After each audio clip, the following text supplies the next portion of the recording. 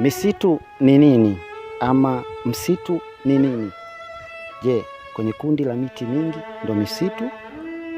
Ama msitu una faida gani, una hasara gani? Leo nitakwenda kuzungumzia msitu wa ajabu, msitu wa Amazon, msitu ambao una kila sifa mbaya, una kila sifa ambayo wanadamu wanaisifia. Wengine wanasema ni msitu ambao unatoa dawa, wengine wanasema msitu ambao unatoa vitu vya ajabu. Je, ni kweli hivi vyote vinavyosema? Basi leo tutaenda kuzungumzia msitu wa Amazon. Je, Amazon kuna nini huko katika msitu wa Amazon? Ndani yake kuna kitu gani cha ajabu ambacho mwanadamu anastahili akijue, ama wewe mtazamaji unastahili kukijua katika huo msitu wa Amazon?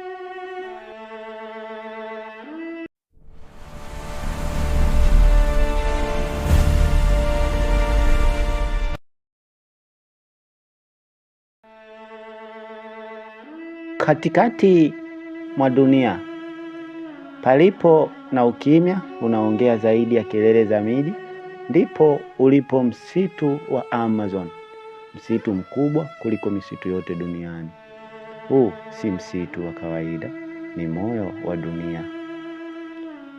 Unapumua hewa ambayo dunia nzima inaipokea, yani 75% ya oksijeni hii tunaivuta wanadamu, basi kutoka katika msitu wa Amazon.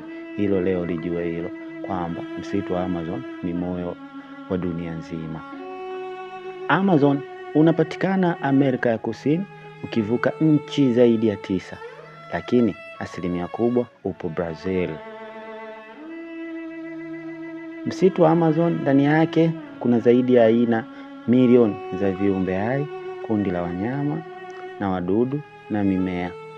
Hapa ndipo wanapatikana wale nyoka wakubwa zaidi duniani, wengi nadhani mnawafahamu kwa jina la anaconda. Mimea inayopatikana katika msitu wa Amazon hutumiwa kama tiba za asili kwa jamii fulani, wengine hutumia katika mambo yao fulani na fulani. Vingine vinapatikana huko, makabila yanayoishi huko hutumia kama msosi, wengine hutumia kama silaha za jadi, wengine hutumia katika nyenzo mbalimbali za utafutanaji wao maisha ama upatikanaji wao wa riziki wakati huko.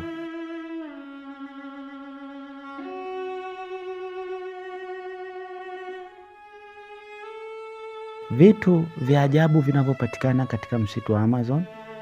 Kwanza, kwenye mito yake hupatikana samaki wa ajabu wanaojulikana kwa jina la piranha. Hawa sio wageni kwenu, baadhi mshakuta filamu zao.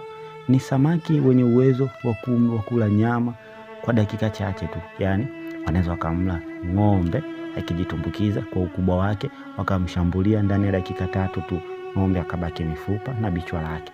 Piranha ni samaki wa ajabu, ni samaki wenye meno makali, wenye meno ya kutisha. Pia ni samaki wa kuogopeka sana.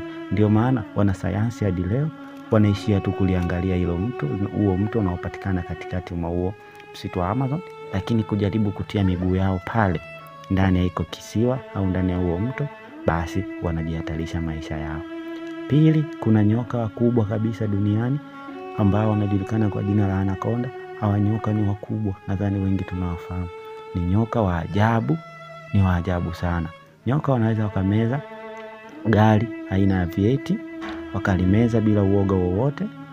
Pia hawa nyoka wanapatikana Amazon peke yake dunia nzima.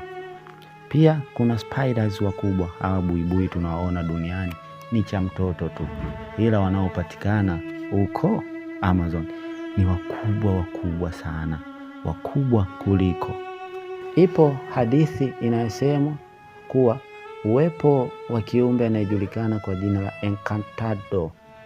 Encantado kwa jina lingine ama jina la sisi wa Tanzania tunalolizoea, anajulikana kama samaki nguva, yani samaki mtu. Yupo kijana mmoja aliyetaka kujaribu ujasiri wake, akaingia msituni usiku, msitu wa Amazon.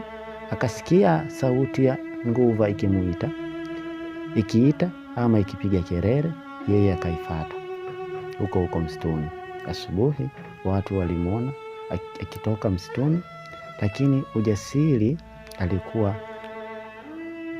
amebadilika sana. Yani alikuwa kama mtu mwingine, yani kama mtu mwingine vile, yani ukimtazama unasema yani kama aliingia Juma alafu akatoka Shedrack, yani akabadilika. Pia macho yake yalikuwa mekundu sana kama damu, na alikuwa akisema maneno ya ajabu. Yani lugha alikuwa anaongea ni tofauti na lugha ya wanaitumia watu wao. Hapa kuna funzo moja tumelipata, kwamba si kila unachokisikia basi uende ukakifanyia utafiti, ama si kila unachokiona basi ukifate ujue mwisho wake nini. Vingine viache tu vikupite. Jina langu Abuleka Said, na hii ni Abuleka Media. Follow, subscribe, share, like, comment ili kuweza kupata video zetu kwa haraka zaidi. Asante.